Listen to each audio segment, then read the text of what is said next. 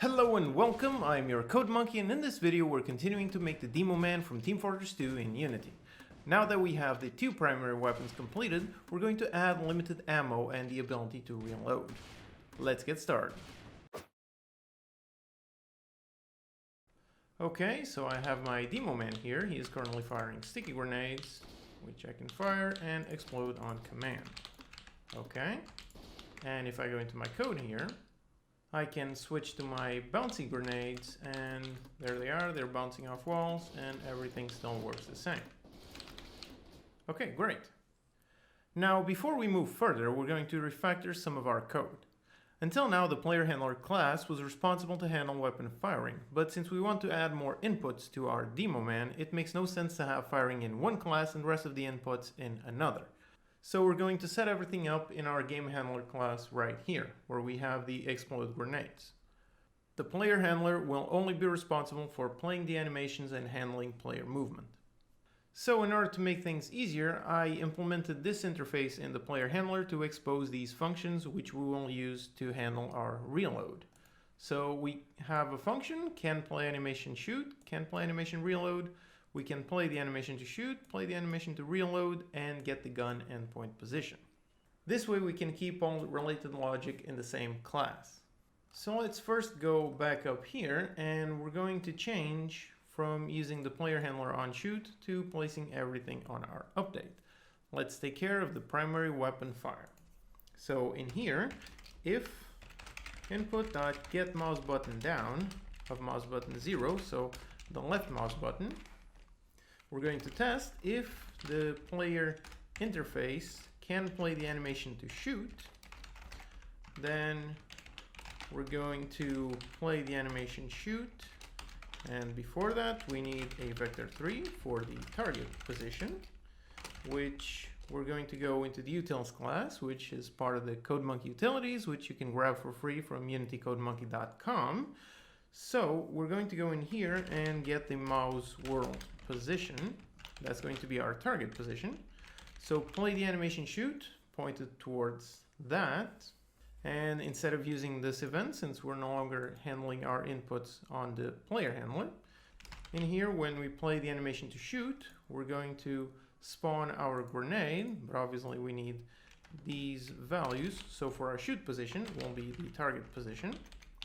And for the gun endpoint position, I'm going to go into the player interface, .get gun endpoint position, and get rid of the on shoot since we're no longer using it. Okay, so let's test it out, and everything should be working exactly the same, except right now everything's a lot more clean, and we have all our logic, all our input logic here in the exact same place. Let's test it out. Here's my Demoman, and I can fire bouncy grenades, and everything works exactly the same. Okay, great. We have successfully cleaned up our code. Now for our ammo control, we're going to leave that responsibility to the individual grenade classes. So let's start off with a bouncy grenade. And in here, let's set up some static variables to hold our ammo. So I'm going to start with a private static int ammo, which will contain our current ammo amount. And let's also add a private const int for our ammo max, which in the case of the bouncy grenades will be 4. We can have at most 4 grenades at once. So now in here, when we are creating a new bouncy grenade, let's reduce our ammo amount, and let's set up some public functions to make sure we have enough ammo to be able to create our bouncy grenade. So in here, I'm going to make a public static bool has ammo, and it's going to return if our ammo is bigger than 0. I'm also going to have a public static void reload ammo, which will simply set our ammo to our ammo max.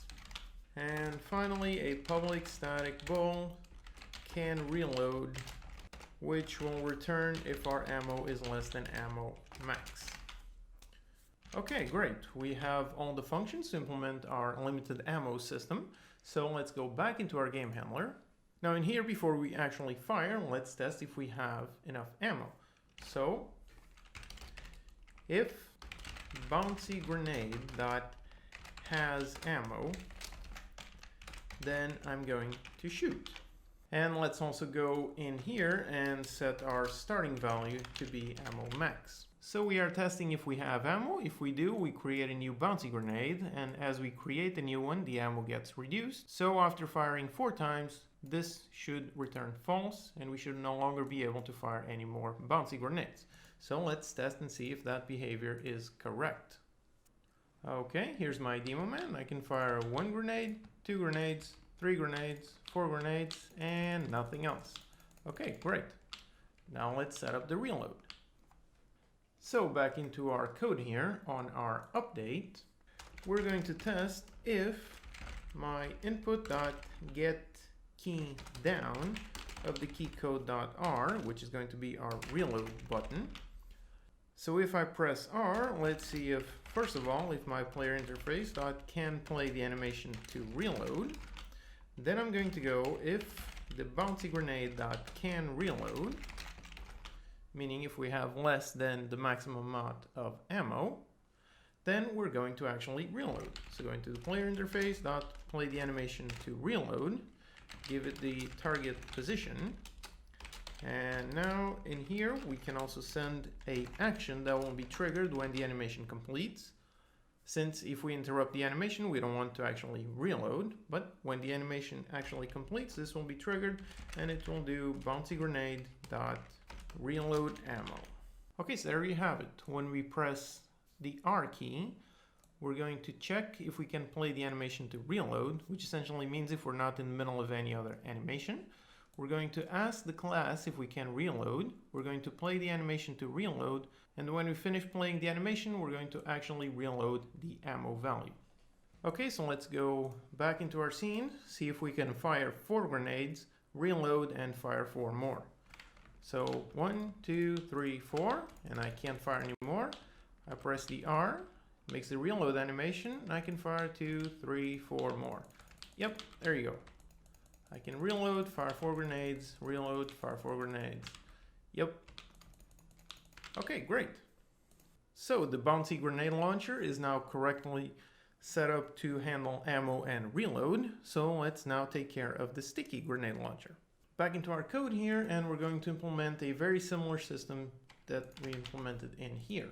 So for my sticky grenade, instead of having a maximum of 4, it's going to have a maximum of 8. We're going to implement these same functions. And in here, when we fire, again, reduce our ammo. Now, the sticky grenades have one extra property. You can only have 8 active at once. If you fire more than 8, the first one is automatically destroyed. So let's take care of that right now. In here, when we are creating a new grenade, let's test if we already have 8 grenades available. So if sticky grenade list.count, if it is bigger than 8, we're going to explode the very first grenade. So simply sticky grenade list of index 0 dot explode grenade, and then we're going to go into the list and remove at index 0. So we're going to explode that grenade and remove it from the list. So back into our game handler, let's replace the bouncy grenade with the sticky grenade class, and we're essentially going to use the same functions to test if we have ammo, if we can create, if we can reload, and we're actually going to reload. The only difference is in here, instead of creating a bouncy grenade, let's actually just comment it so we can easily swap between the two. PF sticky grenade. Okay, so let's go back into our scene and see if we can successfully fire 8 grenades, and when we fire the 9th, the first one should explode. So there's 1, 2, 3, 4, 5, 6, 7, 8, and I can't fire anymore. So I reload, and now the first one should explode. Boom, there it is. Another one, another one, another one. And I can click the right mouse button, and they all explode. Reload again, fire some more, explode. Fire, reload, fire, and the first ones go. Okay, great. So there you have it.